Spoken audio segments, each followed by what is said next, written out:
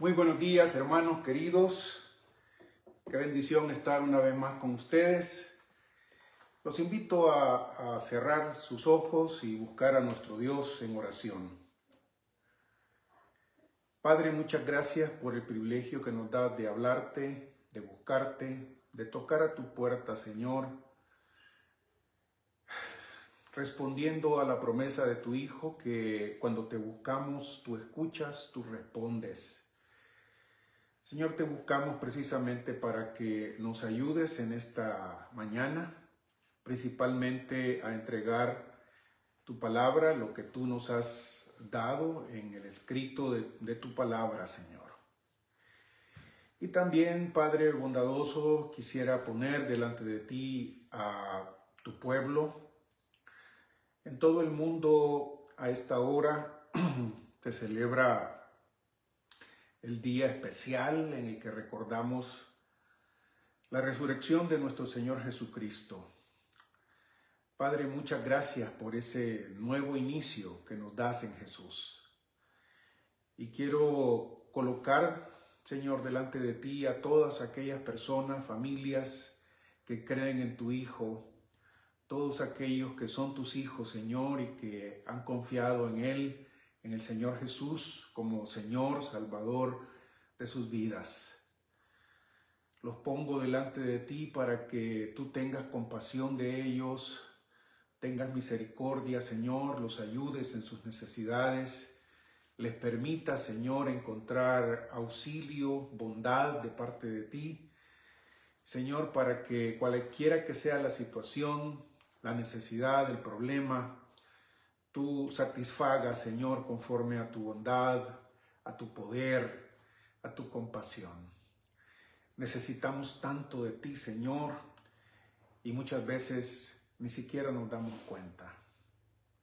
Padre, quiero pedir porque tu pueblo de verdad profundice su conocimiento sobre ti, que crezca, Señor, con el poder de tu Espíritu en nosotros, que nos ayudes a valorar las cosas que de verdad valen, que nos permitas darte gracias también por aquellas que ya nos diste y que tenemos y que muchas veces, Señor, damos simplemente por sentado y no las valoramos. Gracias por la vida, gracias por el cuerpo, gracias, Señor, por el tiempo que nos has dado de existencia. Todos tenemos un tiempo en el que tú nos brindas vida material, física, y también un tiempo en el que vamos a tener que abandonar esta tierra. Señor, pedimos que nos permitas valorar la vida, que nos permita gozarnos durante el tiempo que nos das, aún en medio de necesidad y también de lloro.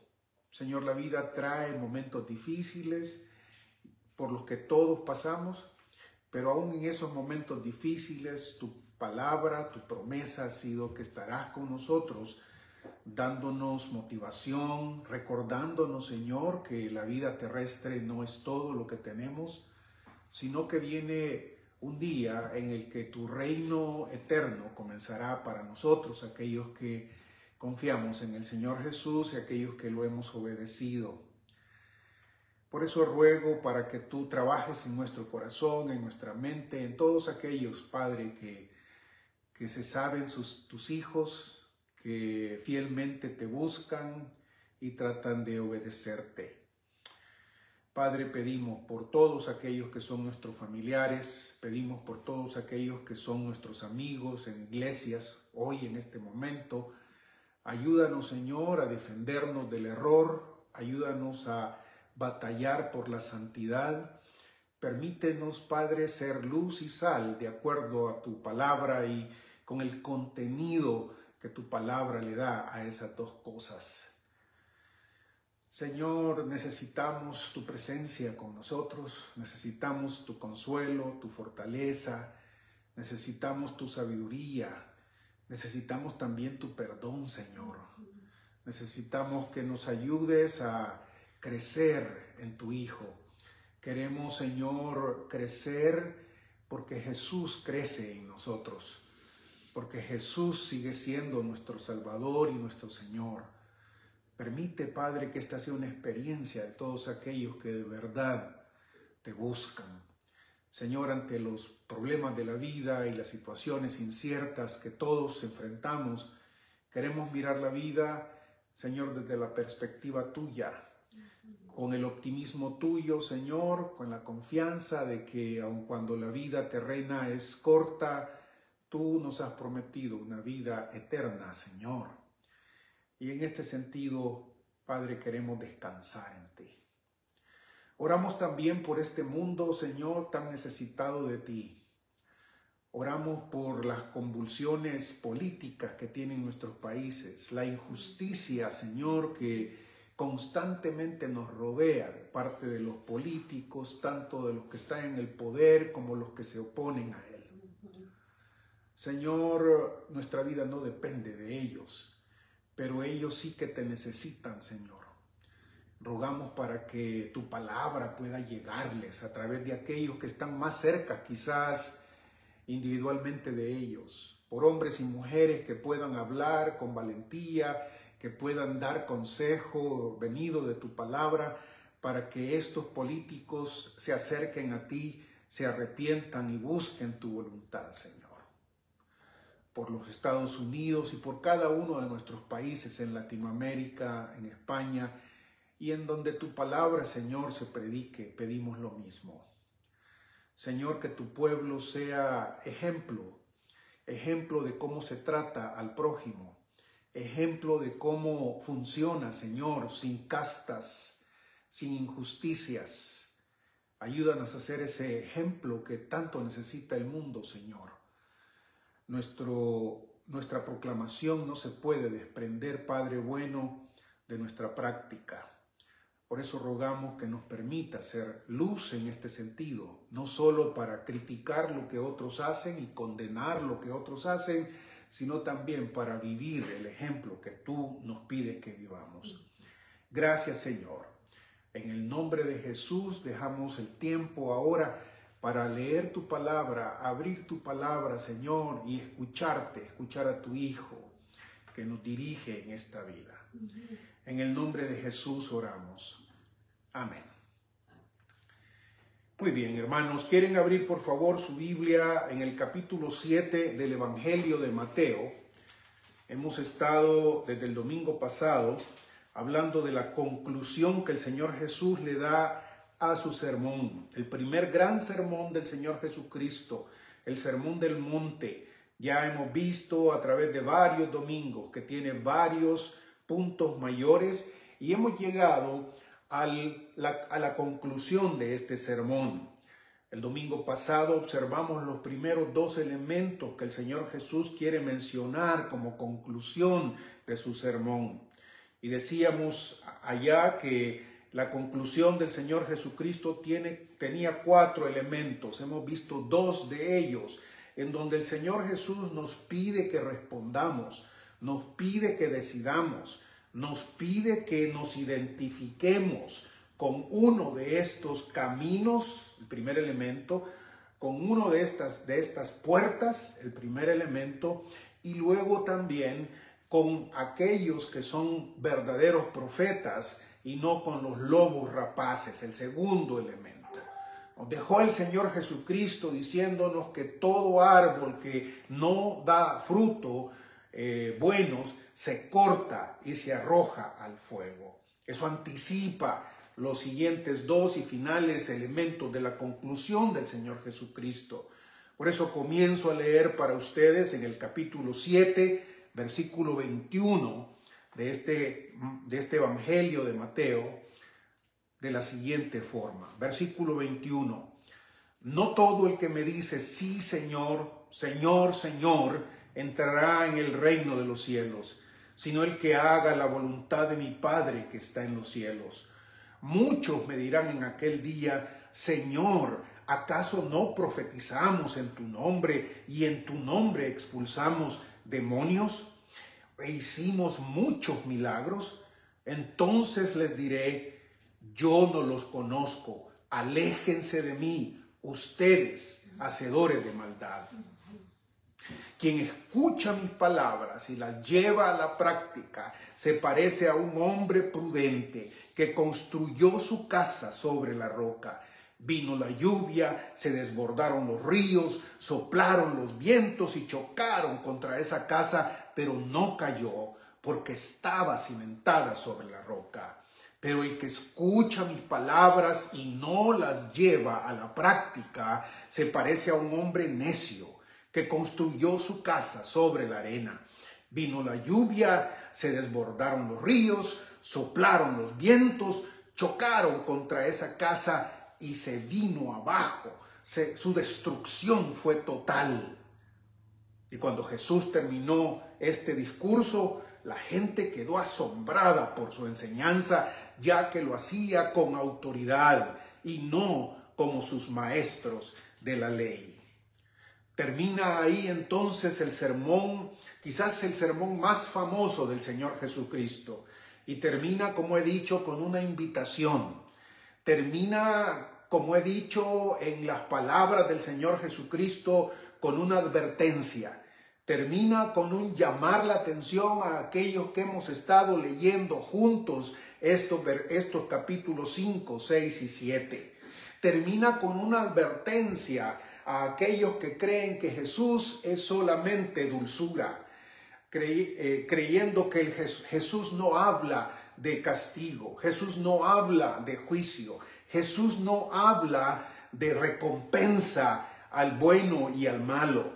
Pues bien, la evidencia que hemos encontrado en este sermón es que el Señor Jesús sí habla del infierno, sí habla de la gehenna, sí habla de todas estas cosas que en otros pasajes se describen como el infierno y se describen como el tormento eterno para aquellos que simplemente le dijeron no al Señor Jesús.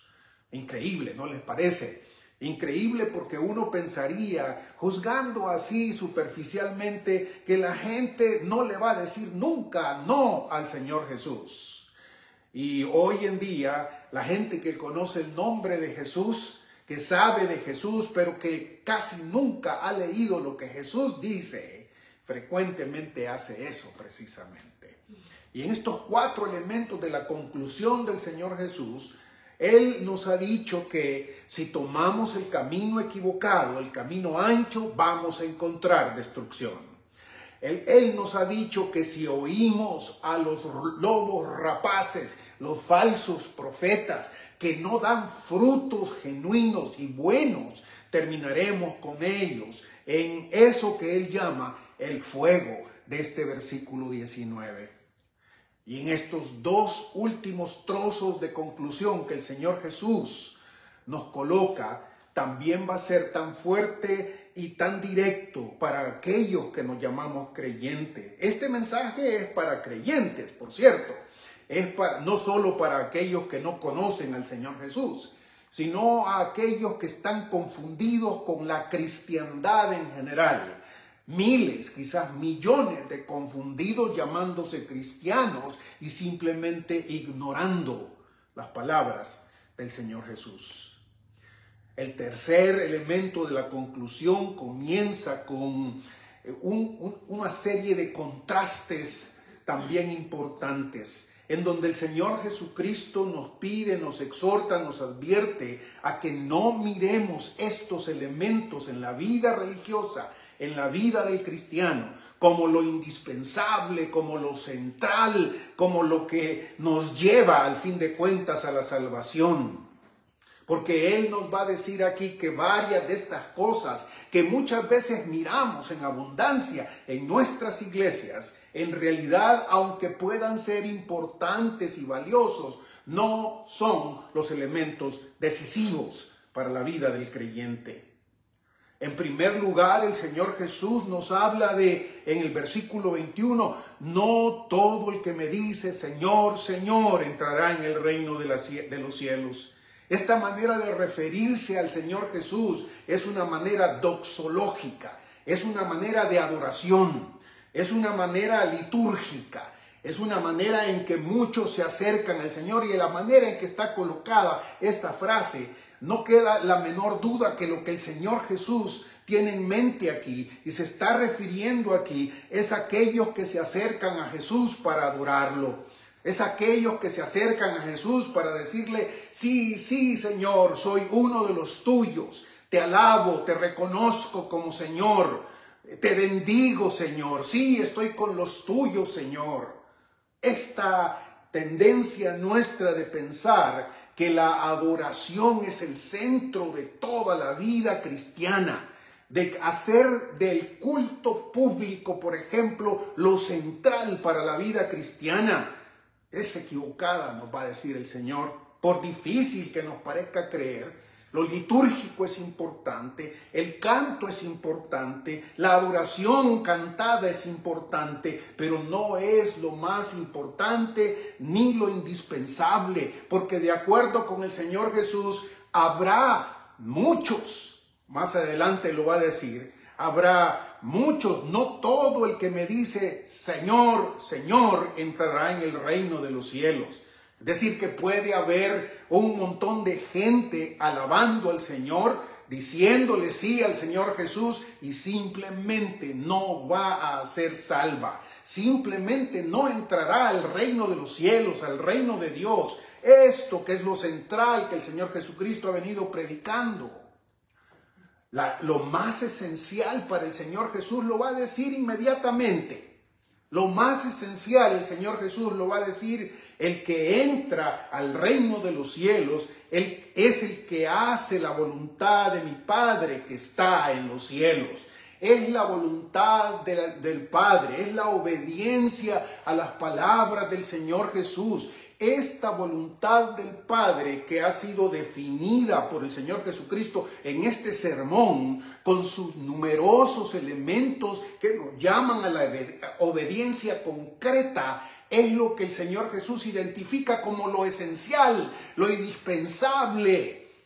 En otras palabras, si me leíste mal, si me oíste mal, le dice el Señor Jesucristo a la gente, yo no estoy pidiendo que simplemente me alaben, me adoren, tengan en el día domingo una alabanza gigantesca y bonita, dulce, romántica, emocional. No, porque lo que a mí me importa en el centro son gente que haga la voluntad de mi Padre tal como yo se las he enseñado. Todos estos mandamientos concretos que Él nos ha dicho en el capítulo 5 y en el capítulo 6, por ejemplo, del Sermón del Monte, forman la voluntad del Padre para el Señor Jesucristo. Estos son los que entrarán en el reino de los cielos. No, la liturgia, la alabanza, la adoración cantada no es lo definitivo al fin de cuentas. Qué importante es eso, ¿no les parece, hermanos? Porque cuando uno mira a muchas iglesias, en realidad muchísimas, uno se pone a pensar si de verdad la alabanza y la voz y la dulzura de los cantos fuera lo esencial, ¿cómo harían aquellos que no pueden hablar? Los mudos, sordomudos, por ejemplo, tienen que mover sus manos únicamente. Qué bien que el Señor nos dice, cuidado, no es eso, no es eso. El que hace la voluntad de mi Padre que está en los cielos es el que entrará. Y el Señor vuelve a repetir este asunto, porque no es la liturgia, insisto, no es la alabanza, insisto, no es el culto, insisto. El Señor Jesús vuelve a decirnos, no, la conclusión del sermón debe llevarnos a pensar que lo esencial para el Señor Jesucristo es que tú y yo caminemos en obediencia a la palabra del Señor Jesucristo.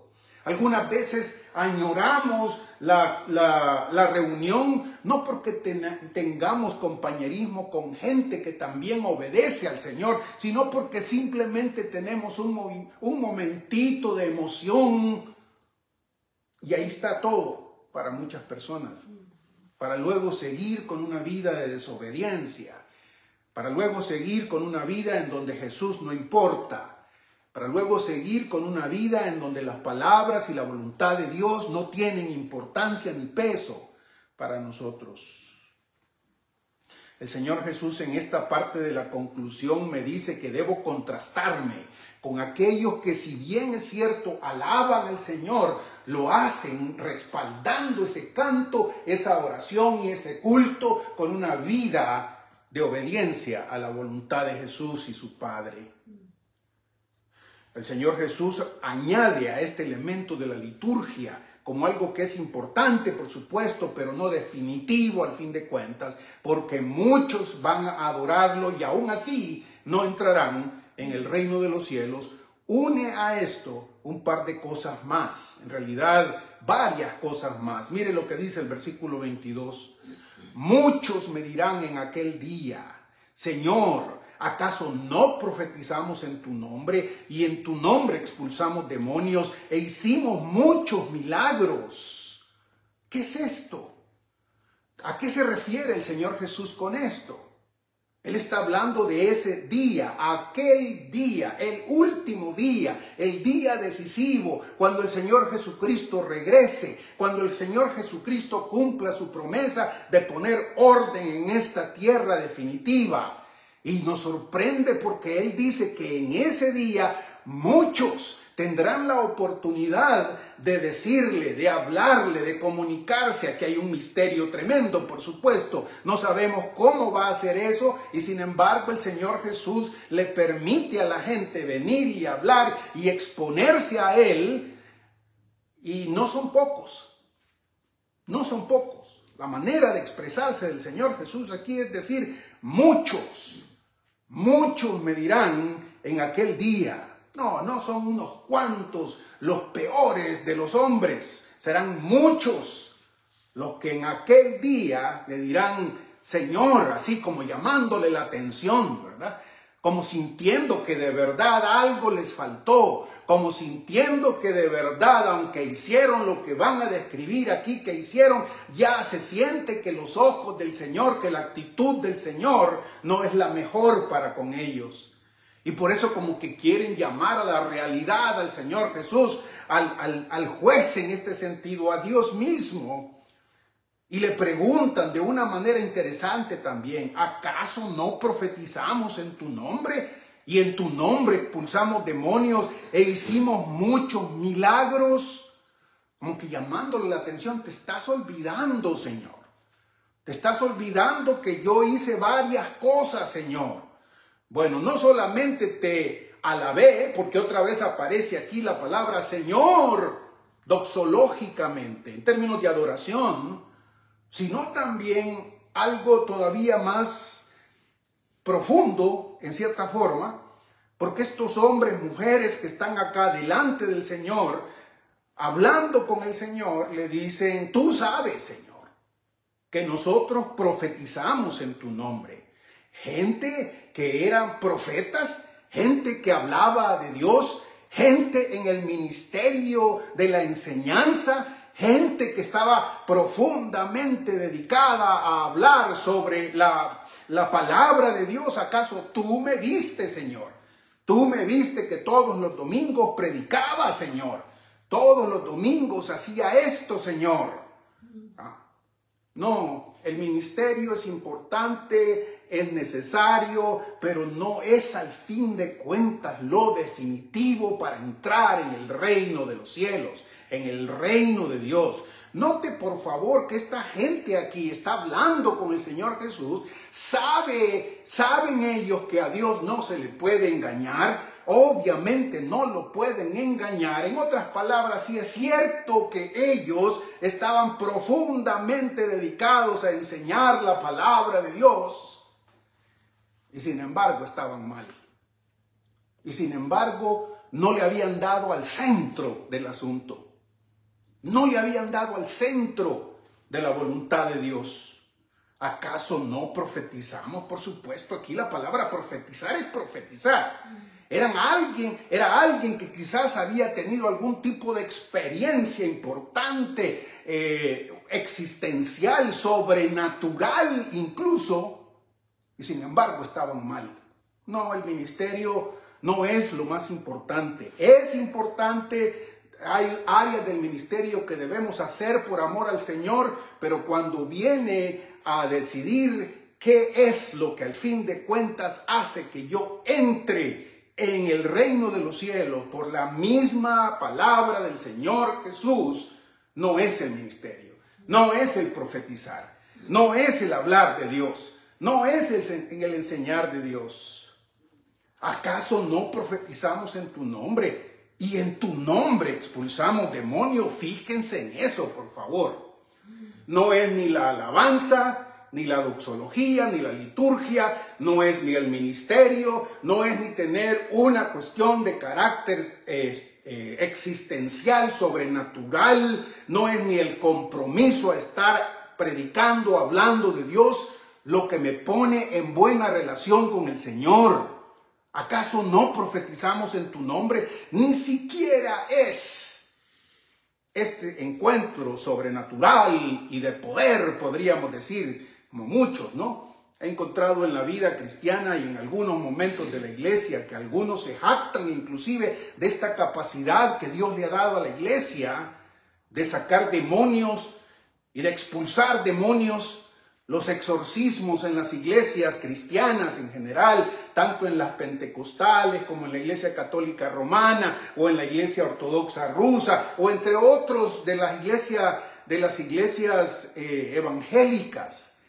A veces se da como la piedra de toque que enseña que este sí está bien relacionado con Dios. Este sí está cerquita de Dios porque los demonios le obedecen. Y aquí están estos hombres, pues sí, queriéndole pasar cuenta al Señor Jesús. Y tú sabes, Señor, que yo tenía el poder suficiente para expulsar demonios. Solo para darse cuenta que tampoco estaban en el centro. Solo para darse cuenta que aun cuando tengas el poder de echar 1000 demonios, eso no es lo más importante, ni lo más definitivo. Por escandaloso que pudiera parecer, por difícil de entender que pudiera parecer esto, por increíble que pudiera ser esto, el hecho de que un hombre con su voz pueda orar y sacar fuera demonios, el Señor Jesús les va a decir no a estos, porque no es lo distintivo del cristiano. Echaron fuera demonios también los fariseos, echaron fuera demonios también los del Islam, echaron fuera demonios también un montón de otros movimientos religiosos con ciertos ritos y otra vez elementos litúrgicos. No te equivoques, por favor. Alguien puede tener estas características, ser un hombre que dedicado a la predicación y a la profecía en este sentido, y aún puede expulsar demonios si quieres. Pero la cosa no queda ahí todavía, porque estos que están delante del Señor son gente en este sentido, si quieres llamarlos así, sinceros. Sinceros delante del Señor. ¿Y qué más se puede hacer, pues, si están delante de Dios? Lo increíble es que esta gente ha pensado que hacer lo que ha estado haciendo es lo que agrada más al Señor, lo que es indispensable para el Señor. Al punto de este tipo de gente no solo adoraba al Señor, no solo hablaba del Señor, no solo echaba demonios en nombre del Señor, en tu nombre echamos demonios, sino también hacían milagros. Y en tu nombre hacíamos muchos milagros. ¿Qué tipo de mensaje es este del Señor Jesús que nos saca de onda, diríamos en El Salvador, ¿no? Que nos pone a pensar de verdad en dónde hemos vivido, porque muchas veces hemos buscado al Señor en la liturgia. Muchas veces hemos buscado al Señor en los elementos sobrenaturales o en el ministerio, en el estar totalmente metido en la iglesia y en ser como decía en el seminario, ser una rata de biblioteca. Aquí diríamos rata de iglesia, pensando que eso es lo esencial. ¿Qué tipo de mensaje es este en el que el Señor Jesús nos tira abajo todas las expectativas y nos dice en aquel día, van a venir muchos a mí diciéndome, ¿acaso, Señor, yo no te alabé? ¿Acaso no yo te serví profetizando? ¿Acaso no expulsé demonios? ¿Acaso no hice muchos milagros? Y cualquiera de nosotros hubiera dicho, sí, si alguien viene con este hombre pequeño, falaz, este hombre que juzga por las apariencias, cualquiera hubiera dicho, no hombre, aquí tenemos a un verdadero creyente. No hombre, aquí tenemos a alguien del que no se puede dudar que es verdadero creyente de verdad. Si no lo miran todos los domingos alabando al Señor, cantando el Señor, pertenece al coro, al grupo de adoración, que no lo miran, él es diácono ahí, está metido y habla del Señor. Que no lo miran también, qué voz más poderosa, qué hombre más consagrado, echa fuera demonios, hace milagros. Ese tipo de criterios para el Señor Jesús no son lo más importante. Y esto es lo escandaloso. Y esto es lo duro. Y esta es la importancia del Sermón del Monte. Porque si estamos en lo correcto, este Sermón del Monte es valiosísimo porque resume la voluntad de Dios para la vida del creyente. Para la vida del creyente, las palabras del Señor Jesús y la obediencia a esas palabras. Palabra mata canto, palabra mata profecía, palabra obedecida mata milagros y mata demonios. La manera en la que el Señor Jesús les contestará es tremenda también. En el versículo 23 les dice: entonces les diré, yo no los conozco, apártense de mí, hacedores de maldad. ¿Cómo? Como en el mismo meme, ¿no? ¿Cómo? Sorpréndase, querido hermano o hermana, que el Señor Jesús, el dulce Jesús, el todopoderoso Jesús, el omnisciente Jesús, aquel que conoce qué es lo más importante, aquel que ha revisado nuestras vidas de extremo a extremo, aquel que no le podemos ocultar nada, aquel que lee nuestros espíritus y nuestra alma de manera profunda y total. Él, dirigiéndose a estos profetas, a estos hacedores de milagros, a estos otra vez exorcistas, a estos cantantes, a estos adoradores, les va a decir simplemente: aléjense de mí, hacedores de maldad. Aquellos que están haciendo maldad. ¿Qué es esto otra vez? La maldad se define como la desobediencia a las palabras del Señor Jesús, a la voluntad de Dios, a la voluntad del Padre que está en los cielos. O sea, no importa cuánto ministerio tengas, no importa cuánto prediques, no importa cuántos milagros hayas hecho, no importa cuántos demonios hayas expulsado, si no has hecho la voluntad del Señor, si has sido desobediente a las palabras facilitas, concretas, en ningún momento ambiguas de las que el Señor Jesús nos pide en estos 3 capítulos, entonces estás en el grupo que el Señor cataloga como malos, caquilla, hacedores de maldad, hacedores del mal. Esa palabra caquía, otra vez en el original griego, es una palabra fuerte. Aquel malo, aquel malvado, apártense de mí. Y creo que también esto es guía para nosotros, hermanos, porque frecuentemente en el mundo en el que nos vivimos, en la cristiandad donde nos vivimos, nosotros nos dejamos llevar precisamente por estos criterios que el Señor Jesucristo no los toma como definitorios al fin de cuentas.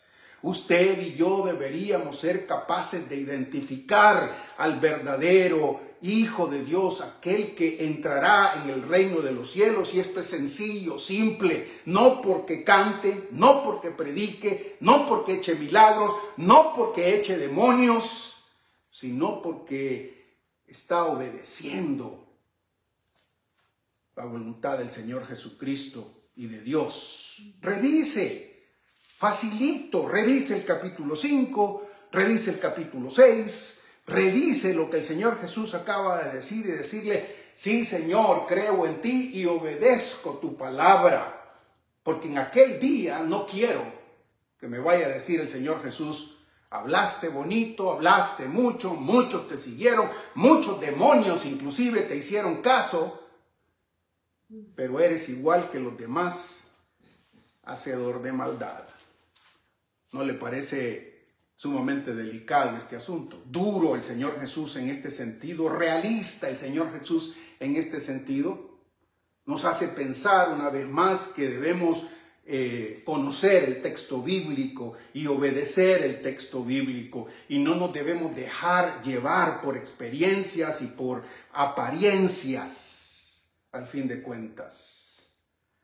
No, yo sé que usted no quiere llegar a ese día, en ese día en donde va a enfrentarse ojo a ojo con el Señor Jesús, y que Él te diga: mucha palabra, muy poca obediencia, mucha experiencia, pero muy poca obediencia, mucho espiritual, pero muy poca obediencia, mucho romanticismo, cerrar los ojos y llorar delante del Señor, pero muy poca obediencia.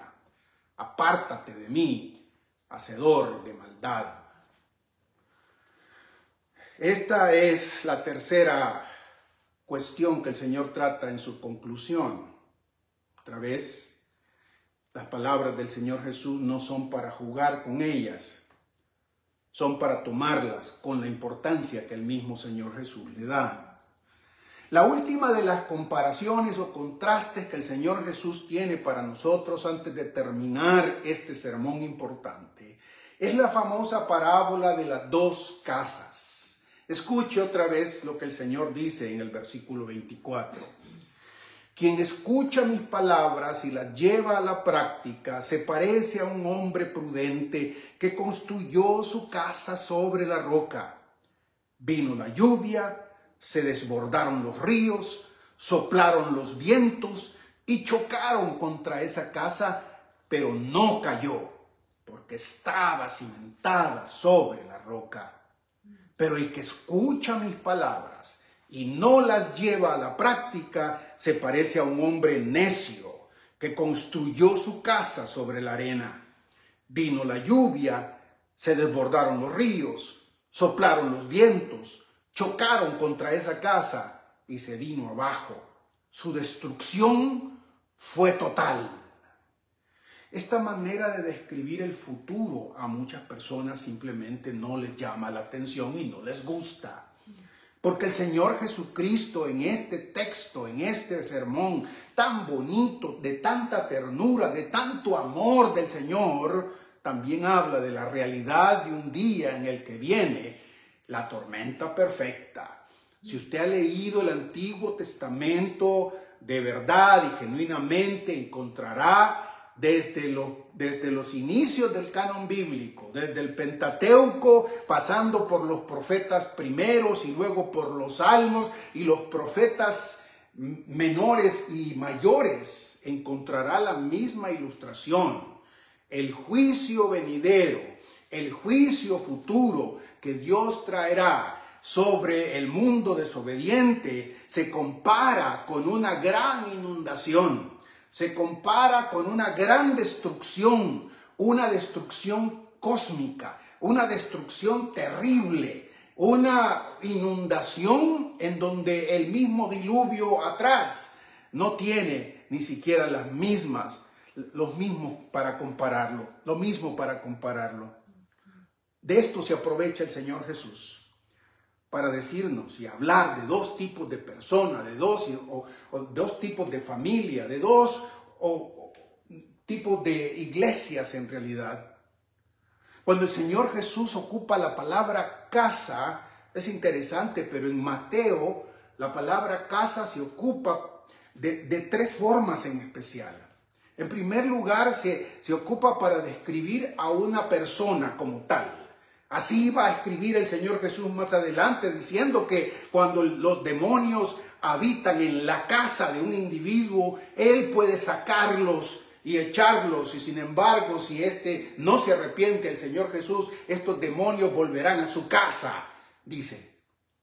Así lo ocupa el Señor Jesús, pero también lo ocupa para hablar del templo de Israel, el templo de Jerusalén, el templo del Antiguo Testamento, y que en el Nuevo Testamento era el templo judío donde se creía que vivía en la gloria de Dios, la presencia de Dios.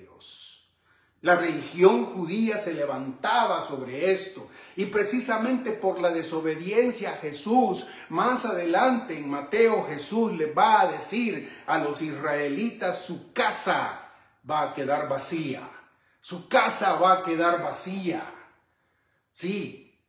Y la tercera forma en la que el Señor Jesús ocupa esa palabra casa es para describir precisamente la tierra de Israel. La tierra era una especie de casa para la gente israelita.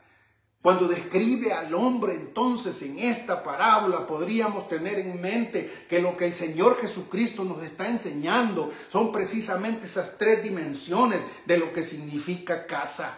Que lo que significa casa, en el futuro viene una tormenta perfecta. Viene una inundación tremenda donde se va a probar tu cuerpo, tu religión, tu tierra otra vez.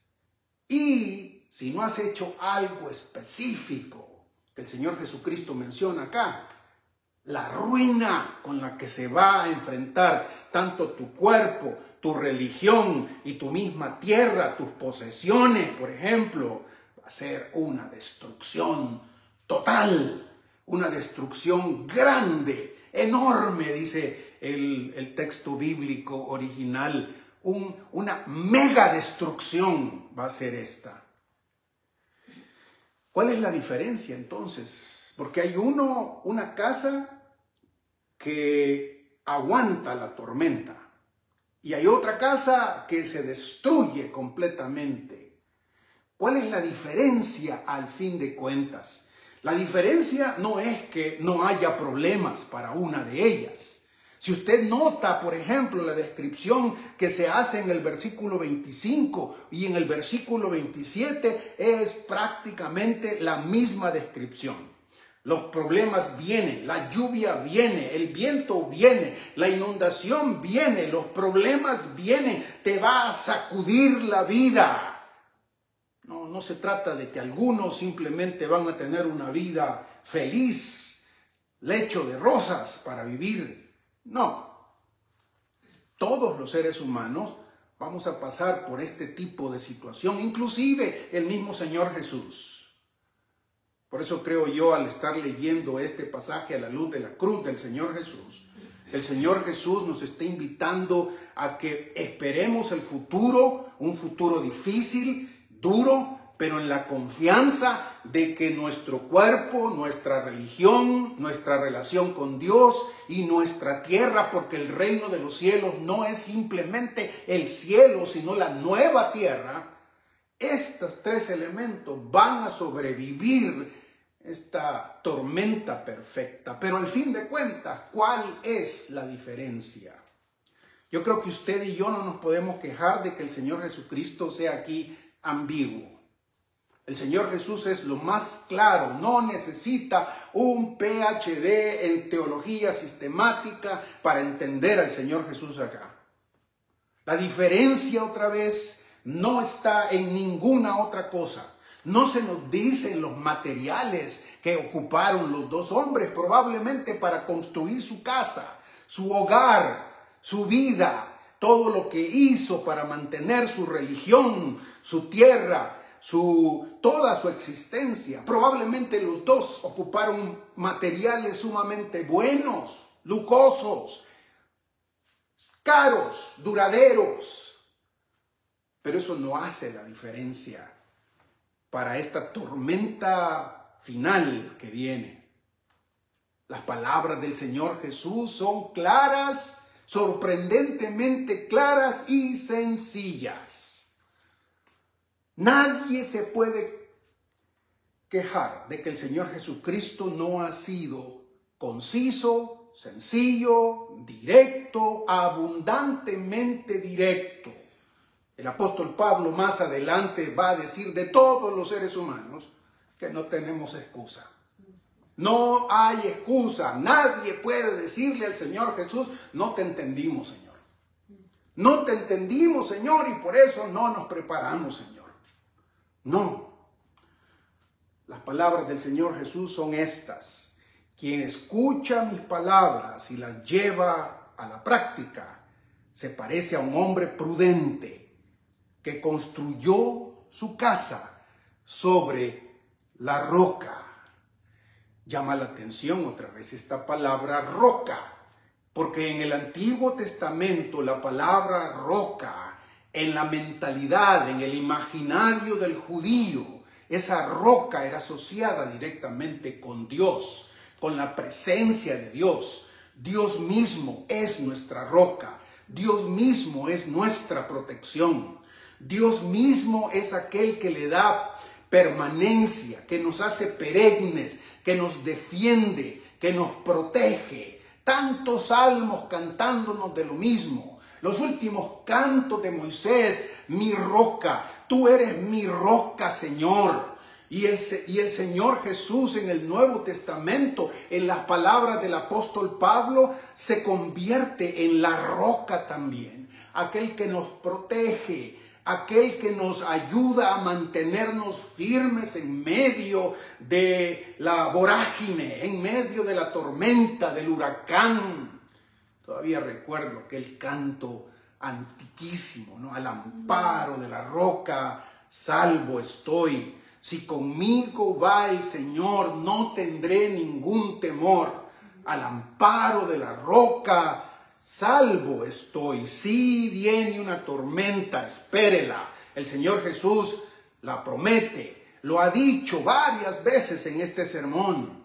Pero aquellos que están afianzados a la roca, aquellos que han edificado su vida, su casa, su manera de ver la vida, su manera de entender la vida sobre la roca, aguantarán esa tormenta. Pasarán esa tormenta, triunfarán sobre la tormenta, saldrán a la otra orilla de esa tormenta, vivirán de verdad después de esta tormenta.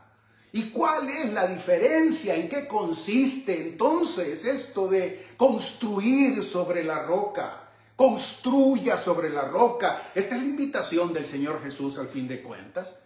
La invitación que nosotros debemos hacerle a los no creyentes y a nosotros mismos, porque como ella ha dicho, hay muchos dentro de las iglesias locales que simplemente están confundidos y creen que el culto y creen que la práctica de ciertos ritos y de ciertas actividades los va a hacer soportar esta gran tormenta. Pero la invitación del Señor Jesús es clara aquí, al decirnos que son las palabras obedecidas de Jesús, las palabras que yo apropio de Jesús, que hago mías de Jesús y que son obedecidas para Jesús y por lo que Él significa para mí y lo que promete y lo que profetiza aquí. La obediencia a estas palabras son la roca que me mantiene otra vez firme en medio del deambular de los tiempos, en medio del cambio de vida, en medio del cambio de edad, en medio del envejecer, en medio de la enfermedad. Es esta obediencia a las palabras del Señor Jesús la que nos promete, nos hace hombres sabios, los hace hombres prudentes, gente que sabe pensar, gente que sabe que el mundo va en cierta dirección y para cuando pase esta gran tormenta que va a pasar, no se equivoque, por favor. El Señor Jesús no se equivoca. y su profecía es cierta. Lo que Él ha prometido, si quieres seguir leyendo en Mateo 24 y 25, encontrará una descripción mucho más amplia de lo que significa esta tormenta perfecta. Para ese momento usted tiene que haber construido su casa sobre la obediencia a las palabras de Jesús. Si no lo hizo, entonces usted será igual al otro humano aquí, a la otra mujer, al otro hombre, al otro individuo que hizo totalmente lo contrario. Quizás se esforzó mucho, quizás hizo un montón de otras cosas, quizás siguió todos los estudios habidos y por haber, quizás metió toda su vida para hacer de su vida personal, familiar, de su religión y de sus posesiones algo valioso para él. Pero en el momento en el que esta tormenta perfecta aparezca, todo eso va a ser destruido totalmente. ¿No te parece, hermano, amigo, que es parte de lo que debemos meditar hoy sobre qué estamos haciendo? Porque es que a algunos no les gusta simplemente leer la Escritura, porque muchas veces la Escritura nos dice, no estás construyendo como deberías construir.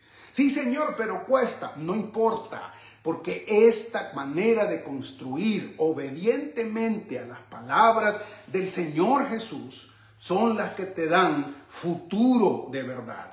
Estas palabras de las que hablaba el Señor Jesús aquí, de valorar la vida del ser humano al punto de evitar inclusive el lenguaje de odio.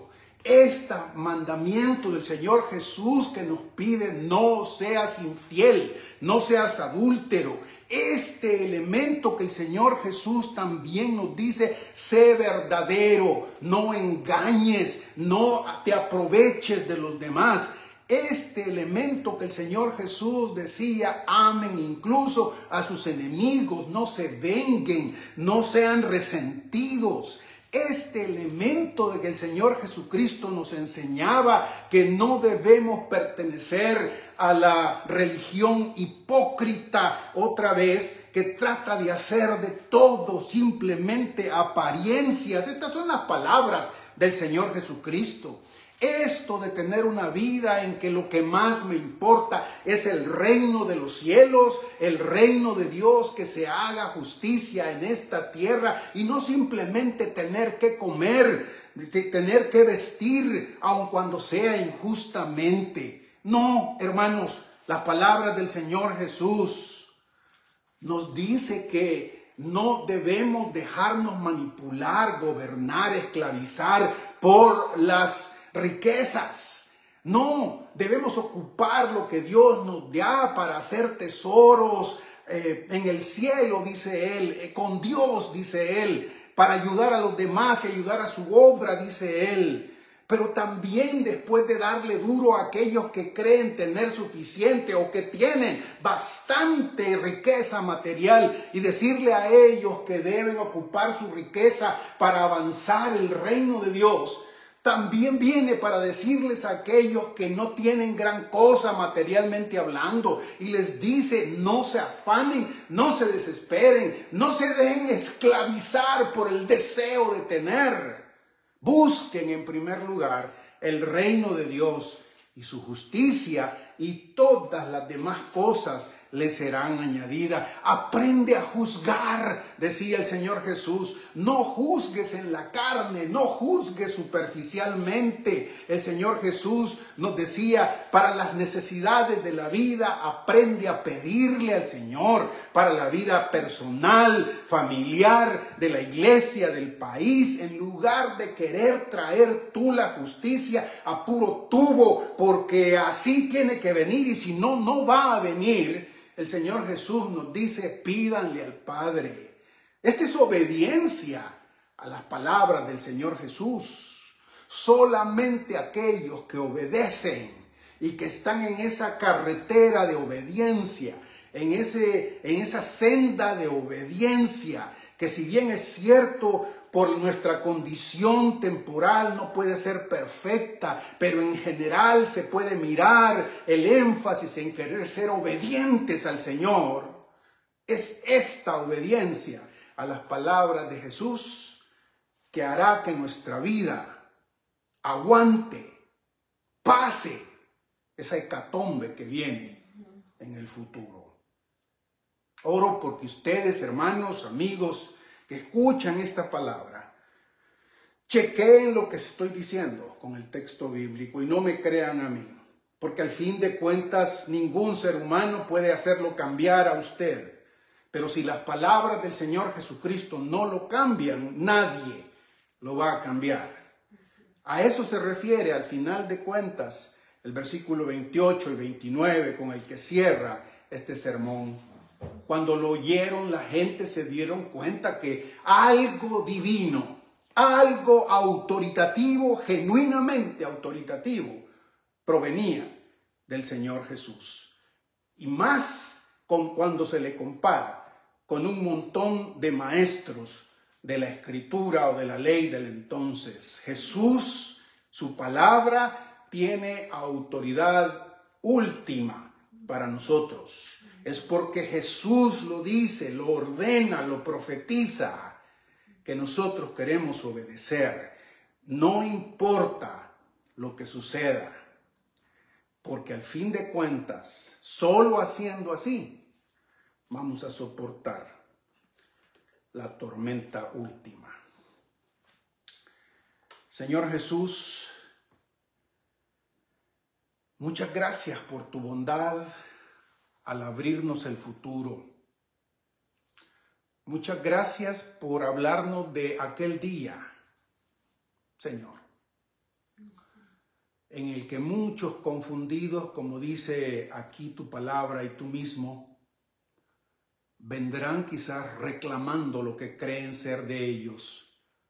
Cuando hablen de las canciones que crearon y las que cantaron, cuando hablen de los mensajes que predicaron o que profetizaron, cuando hablen del número de milagros que realizaron y los exorcismos que hicieron, y con gran espanto escuchen esas palabras terribles de tu boca: apártense de mí, hacedores de maldad, no los conozco. Oh Señor Jesús, gracias también por abrirnos el futuro sobre esta tormenta, inundación que viene. Gracias también por darnos las instrucciones de cómo construir una vida, una familia, una iglesia, una sociedad que aguante esa tormenta. Señor, tus palabras hacen diferencia. Señor, obediencia a tus palabras es lo esencial. Señor, queremos ser eso y más que un montón de beatos, un montón de fanáticos, un montón de religiosos, un montón de gente que pone su atención en cosas secundarias. Queremos ser hombres y mujeres deseosos de obedecer tu palabra. Sí, Señor. Gracias, Señor. Confiamos en ti. Tú tienes autoridad. Y sobre esta autoridad predicamos, enseñamos y vivimos. En el nombre de Jesús nuestro Señor. Amén. Amén. Que el Señor me los bendiga, hermanos, hermanas. Si Dios quiere, si el Señor Jesucristo no ha venido, o quizá si no ha empezado la tormenta escatológica, nos vemos el próximo domingo.